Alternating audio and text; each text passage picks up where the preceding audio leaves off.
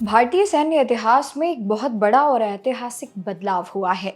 General NS राजा सुब्रमण्यम ने देश के नए चीफ ऑफ डिफेंस स्टाफ यानी सीडीएस के रूप में कार्यभार संभाल लिया है। जनरल अनिल चौहान का कार्यकाल पूरा होने के बाद वे भारत के तीसरे सीडीएस बने हैं। यह पद संभालना कोई मामूली बात नहीं है, क्योंकि वे एक ऐसे समय में तीनों सेनाओं, थल सेना, नौसेना और वायुसेना की कमान अपने हाथों में ले रहे हैं, जब देश की मिलिट्री बड़े रिफॉर्म्स से गुजर रही है।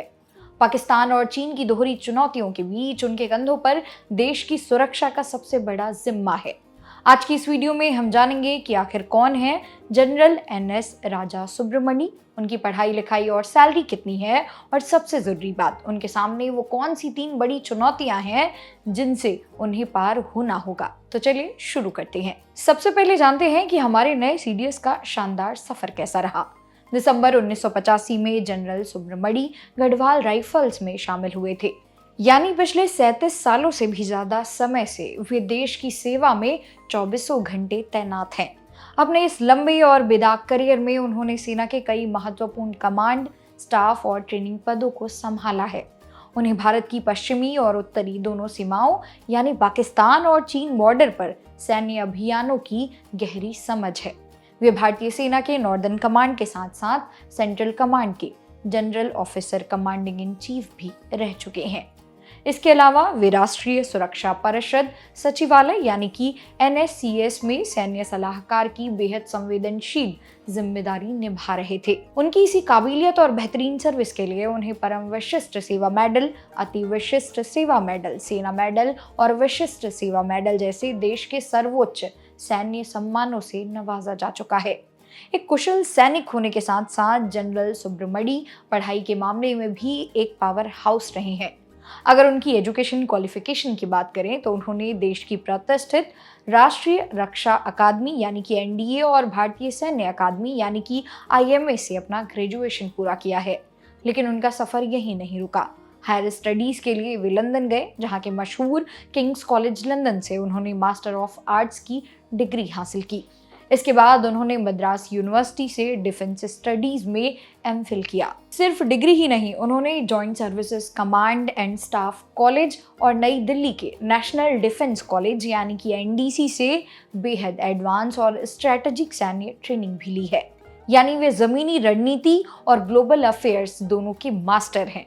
अब बहुत से स्टूडेंट्स के मन में ये सवाल जरूर आ रहा होगा कि देश के इतने बड़े और सर्वोच्च सैन्य अधिकारी को सैलरी और भत्ते कितने मिलते हैं। दोस्तों, चीफ ऑफ डिफेंस स्टाफ का पद देश का सबसे बड़ा 4 स्टार जनरल पद होता है। एक सीडीएस की शुरुआती बेसिक सैलरी करीब 2.25 लाख रुपए प्रति माह होती है। अगर इनमें इन हैंड सैलरी की बात करें तो सभी भत्तों को मिलाकर यह करीब 2.5 लाख रुपए या उससे भी अधिक बैठती है। सैलरी के अलावा उन्हें dearness allowance, house rent allowance, VIP transport, world class medical सुविधाएं और अन्य महत्वपूर्ण सैन्य भत्ते दिए जाते हैं। लेकिन दोस्तों, यह पद जितनी प्रतिष्ठा लेकर आया है उतनी ही बड़ी चुनौतियां भी लाता है। जनरल सुब्रमण्यम की असली परीक्षा भारत की मिलिट्री को मॉडर्नाइज करने में होगी। उनके सामने मुख्य रूप से 3 बड़ी चुनौतियां हैं। पहली चुनौती, थिएटर कमांड का अधूरा काम पूरा करना। काफी सालों से भारत सेना में इंटीग्रेटेड थिएटर कमांड बनने की योजना चल रही है। इसका ब्लूप्रिंट तो तैयार हो गया है, लेकिन ये जमीन पर कैसे लागू होगा, कमांड स्ट्रक्चर क्या होगा, यह एक जटिल सवाल है। पूर्व सीडीएस जनरल अनिल चौहान ने भी माना था कि हम दूसरे देशों से इसमें 10-15 साल पीछे हैं और हमारी सबसे बड़ी चुनौती लोगों की सोच और मानसिकता को बदलने की है। दूसरी चुनौती है तीनों सेनाओं के बीच वास्तविक जॉइंटनेस। फिलहाल भारतीय सशस्त्र बलों के पास कुल 17 सिंगल सर्विस कमांड है। आर्मी के पास 7, एयरफोर्स के पास 7 और नेवी के पास 3। इन सभी की कार्य संस्कृति, ट्रेनिंग और लॉजिस्टिक्स अलग है।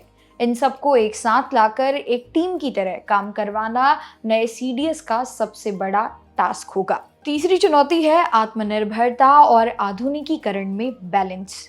डिफेंस सेक्टर में भारत सरकार आत्मनिर्भर भारत पर बहुत जोर दे रही है। जैसे स्वदेशी फाइटर जेट तेजस मार्क 1A में हुई देरी सेनाओं की चिंता बढ़ाती है, नए सीडीएस को यह सुनिश्चित करना होगा कि आत्मनिर्भरता बढ़ाने के चक्कर में सेनाओं के आधुनिकीकरण की रफ्तार धीमी ना पड़े।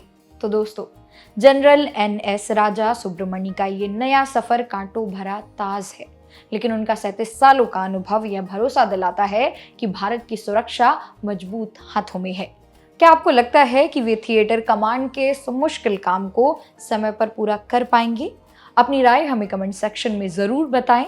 अगर आप डिफेंस एस्पिरेंट हैं तो इस वीडियो को अपने दोस्तों के साथ शेयर करें, वीडियो को लाइक करें और हमारे चैनल को सब्सक्राइब करना ना भूलें। मेरा नाम है मोनाली पांडे। मिलते हैं अगली वीडियो में।